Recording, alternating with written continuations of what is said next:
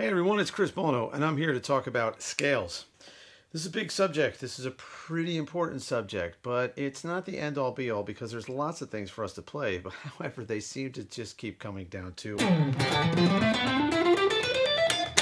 scales. So let's get into that, because scales are not something that should be intimidating. You can do this. You can do exactly what I just did. The reason why I can do this and why you're going to do it is because you're going to have a better understanding of scales after we get done with this.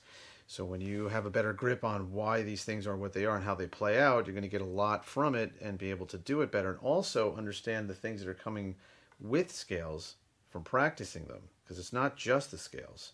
When you're playing, say you're playing in time, you're working on your rhythm. As you're playing scales, however you're doing it, you're subconsciously training your ear. You're also looking at neck vision. You can apply it to learning the notes on the neck and getting better to know that. There are some things we're going to talk about that will definitely expand and always stay with you when it comes to your theory studies and everything that goes along with that. So yeah, scales are important. So here we go. Okay, so what I just played is a 3-note per string scale that horizontally went up the neck in this direction. Scales can do that and more. They can horizontally go this way down the neck. As a matter of fact, though, they'll sound like they're going up. Check this out. Ha! That's a 2-note per string scale, and that's the way that that plays itself out in the neck, because it does, and we'll talk about that and get into why.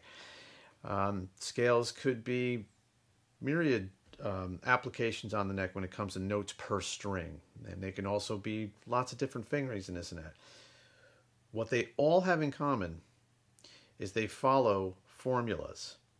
In order to understand formulas, which are based in degrees, you got to understand how you get to the point where you are naming notes by numbers. You know, major scale is 1, 2, 3, 4, 5, 6, 7. Well, let's put a meaning to that. How do we get to that? What is that? Check this out. If I start here, I'm going to call this note 1. It's a C, as a matter of fact.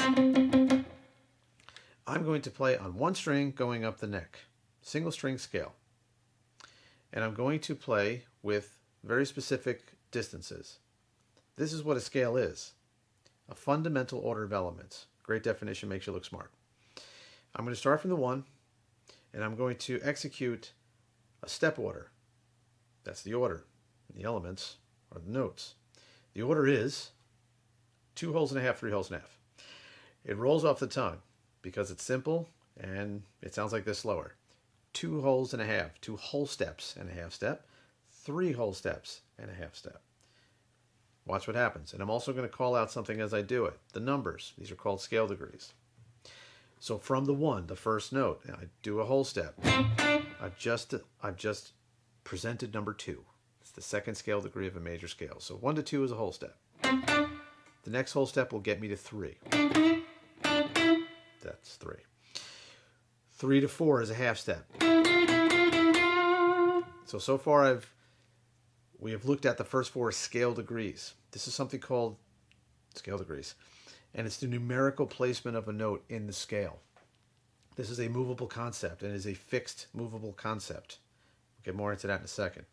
From the 4th degree, we have 4 to 5, whole step. 5 to 6, whole step.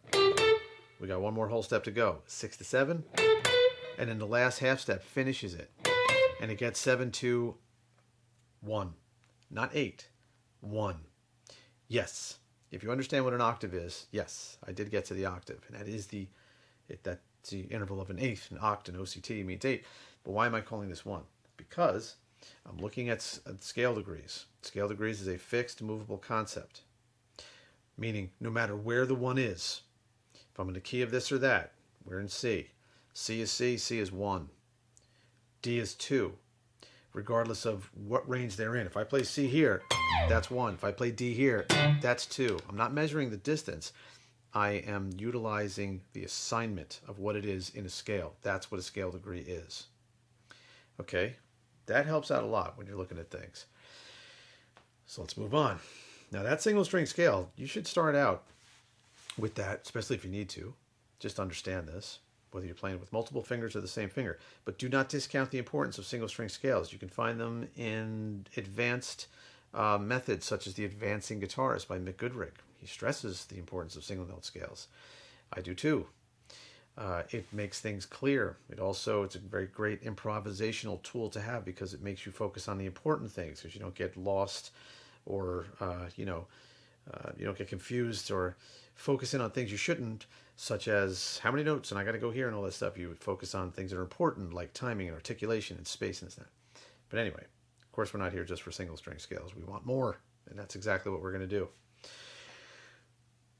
So scales can go across the neck. If I stay in a position, let's go into 12th position and do this.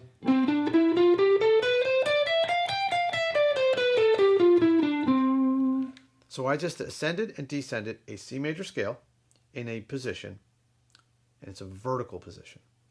I stayed right here in that area, up and down. When I'm playing vertically like that, I don't get to see that step order as clearly as I did when I did the single string thing. However, of course, it's still there. So I have to add to the vision that we just established with the single string scale, where we saw only horizontal versions of that step formula, of steps, of whole steps and half steps. They're still here, but we have to realize the vertical instances happens right off the bat. From this root, from the 1 to 2, instead of seeing this, I saw this. That is a vertical whole step. So think of it this way. Lower adjacent string to higher adjacent string. The distance is going up to the higher string, and it looks like it's 3 frets back, because it is. So here, 1, 2, 3. That is the shape. Important word, important concept. That is the shape of a whole step. If you're into intervals, you also know that that's the shape of a major second, but we're not here for that. So this is a 1 to a 2 vertically. That's a vertical whole step. Now, to continue with the scale, I have the opportunity in the position to do this. So 2, 3, 4, they get to proceed. And I can see more visually whole step and half step, just like we did in the first place. That's horizontal. But I can't go any further because I want to stay in position. So I need to do, at this point in the scale, I need a whole step from 4 to 5. And there it is. It's the same shape as I did down here. Okay? So I'm continuing on. So here we go. 1, 2, 3, 4, vertical. 5, 6. I need a whole step. Now, am I going to do this? No. Because first of all, I'm on the 3rd finger.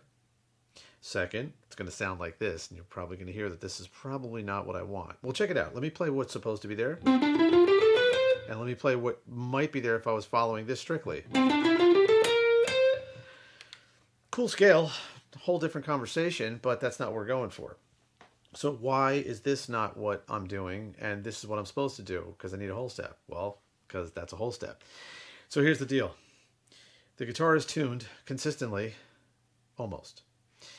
Each adjacent string pair in tuning from 6 to 5, 5 to 4, 4 to 3, not 3 to 2, but 2 to 1, all the string pairs except for the G and B string are tuned in what's called fourths.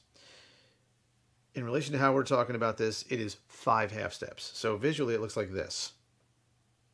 It looks like 1, 2, 3, 4, 5 frets like that. The G and a B string, G to the B string, is this big. The distance is 4 half steps, or a major third.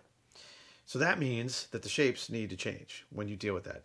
That is definitely our biggest challenge as guitar players on every level, including navigating the neck and including dealing with scale fingerings and like, why is this one this way and it's not that way? It's because of this. So when we get to that juncture, just have to make those adjustments, and the adjustment is a half step. So I said the vertical fingering is this for a whole step. We need a whole step here, but it can't be this. It's got to be this. There's your whole step shape only vertically on the G and the B string. So from there, I finish out the rest of it. There's my whole step vertically. And everything is playing itself out because, I'm at those points in the scale where I need to do what I got to do, meaning I'm going through that step formula. Full disclosure, you will not be held accountable to think of scales in a step formula other than major. You shouldn't be. What you do is you take the numerical system that we've established, which is 1, 2, 3, 4, 5, 6, 7. And any scale formula after that is an alteration or a subtraction or an addition to that formula. So if we have something such as, hey, that scale I played before. What I did was the seventh degree was lowered a half step, hence flat 7. That's a scale formula. It's 1, 2, 3, 4, 5, 6, flat 7. As a matter of fact, that's the mixed Lydian mode. Those things will be discovered when you start going down those roads. What we're here for is scales. So now that we have a better understanding of scales, and we see why vertical fingerings work, you can better appreciate when you start looking at things such as 3-note per string scales, which are great to practice for many reasons. They're technically challenging, but not impossibly challenging, just next level technically challenging. They make you look at more or a longer span of the neck, so that's pushing your vision.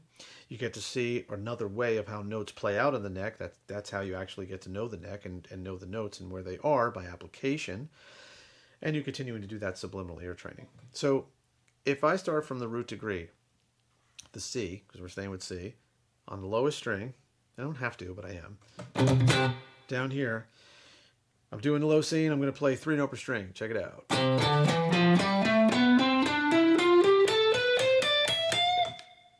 That was a series of 3-note per string fingerings. The cool thing is this one plays out in a very symmetrical way. I get 3 pairs, adjacent pairs of strings that mirror each other when it comes to the finger pattern. So my 3-note per string pattern here is 1, 2, 4, 2 whole steps, and it happens twice. And then I get whole step, half step, happens twice. And then finally I get whole step, oh no, sorry, this is half step, whole step. This one's whole step, half step. Okay? That is an example of 3 pairs of adjacent string pairs. There's 7 of them. They're not individual, but there's 7 of them. And I say that because there's 7 degrees in a scale. So there's 7 instances of adjacent string, 3-note per string pairs. That is how things start to become much smaller. The neck starts to become way less intimidating when you see that. And if you also understand why they exist, why they play out that way, then you'll get even more from it. Meaning, why is this happening here? Because of the scale formula that we first learned. Here's your 2 whole steps. Remember 2 wholes and a half, 3 wholes and a half. Here's your 2 whole steps. I need a half step. This is a vertical half step. How do I know that? Because I showed you what a vertical whole step looks like. So a half step being smaller, I'm doing what I need to do to make something smaller. I'm lowering that higher note. And then I get what I need. So 2 wholes and a half. 2 wholes. Here's 2 of them, not 3 holes. There it is. Let me do that again. 2 wholes, half. Now I need 3 holes. There's that vertical whole step, and then half step. There's 1 octave, a 1 octave cell of a major scale. But, you know, as we saw, we did more. 3-note per string. Okay? So real quick about practicing. Scales should be a big part of your practice regimen. If you have an hour a day, I would definitely put a third of that time into scales. However, very, very important caveat, fine print, whatever you want to call it. Don't do the same thing all the time. Don't take out this one scale exercise, especially if I show you one here, and make it the thing, and you do it endlessly forever and ever and ever. Look, there is no perfect. Things are going to sound weird. Bumps and bruises, you know, in the beginning. That's okay. Of course, you're working on to it to not be that way. But at the same time, perfection is not the goal. The goal is to advance and to get better and to move on. So in the name of that, as you are experiencing your bumps and bruises and expanding, look for ways to take something that I show you. Hey, here's the 3-note per string finger pattern that I've been playing for you, right? And I've ascended it and maybe ascend and descend it. So your practice session should be you playing it in every way that you can. Simply ascend, done, and then keep doing that. Descending, bam, etc. And then yes, ascend, descend sequentially.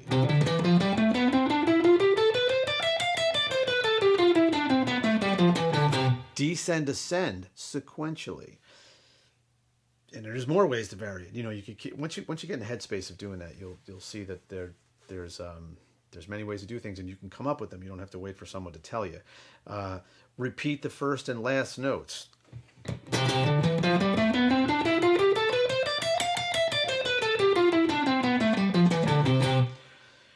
Sounds like, that's easy. Yeah, well, try it. You'd be surprised. Slight variations pose a bit of a challenge, but not too much. That's the important thing. That's the point. Keeps you fresh, keeps you on your toes, teaches you how to look ahead, and also keeps you moving forward. Okay, so 3-note per string patterns. Important. You see how they play across the neck. But if we look at them from this standpoint, we're going to see something hugely important. We're going to see those 7 instances of adjacent string 3-note per string patterns. Here they are. Starting from the root degree down here. I know it's a little bit of a stretch, but it's worth it. And you're going to have to do it eventually anyway. So, root degree, 3-note per string pattern within the major scale, but I'm only doing 6 notes at a time. Okay, so that's starting from the root degree. That's 1, 2, 3, 4, 5, 6. Moving up to the second degree, continuing through the major scale, so I'm going to play 2, 3, 4, 5, 6, 7. Check that out. Whole step, half step, to double whole step. That's a fingering pattern. That's a picture. That's a visual thing to tattoo into your mind, just like the first one. I'll tell you why in a second, but I'm going to go through all of them. Half step, whole step from the third degree. Half step, half step. Next one is another double whole step. Oh, no, it's not. Sorry. It's double whole step to half step, whole step. So that's 4, 5, 6, 7, 1, 2. Notice I did not say 8 because I won't. All right, from 5, there's the double whole step that repeats itself, the second one. So that's the first one, and I think the only, yeah, it is. It's the only one that is that doubles.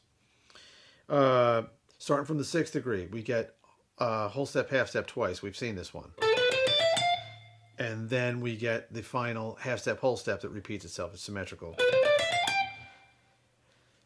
Those 3-note per string patterns and adjacent strings, when you start to play the whole neck diatonically, meaning all in one key, that's your ingredients. If you look at the guitar, 6-string guitar, in this way, it very positively shrinks things. You know, the entire, oh my God, there's neck and notes, and I don't know how am I ever going to remember this stuff. It makes it much more attainable. So, because that's what plays out. So no matter what degree you play from, you are going to have those patterns at your disposal. That is the only way that they're going to play out on adjacent strings in those 3 pairs. So when you start getting into 3-note per string fingerings, which I'm going to put them all here for you from each degree. So I gave you the root degree one. There it is. Right? Here's the second degree one. Did you see them? Here's the one. Remember I pointed that one out down here? Here it is. And it's followed by double whole step. And then it's followed by half step, whole step, symmetrical. Cool. Here's the one from the 3rd degree. We looked at that one down here. See what I'm doing by jumping to different places? That's another way I organize the neck, and I'm able to grab hold of it and learn it. Okay? Here we go. Keep continuing. See how I'm just constantly playing these adjacent string pairs, these 3 adjacent string pairs? So that was the scale. That was a 3-note per string scale, key of C, C major, from the 3rd degree. Another important thing, I'm not saying the word modes because I'm not thinking of that. I'm not doing it in that way. I'm playing the C major scale from different degrees and ending on different degrees. It's a very, very important distinction. Here, I'll keep it here for 4th degree. And you should start seeing the patterns. And even if you don't, that's okay. When you put the time in, though, and you do the practicing I'm suggesting, you will start to crack the code. You will start to see those patterns and start to see how they repeat and how they interact with each other and even how they order themselves in, because the order is consistent. Think of the neck as a conveyor belt and also like a helix pattern that does this, because that's exactly how these fingering pattern consistencies travel and play out. Like I said in the very first place, the neck is has no loopholes. There's no catch-22s here. It's very logical and it's very fascinatingly awesome. I'm going to go down here because I owe you 3 more scales. So starting from the 5th degree, we got this.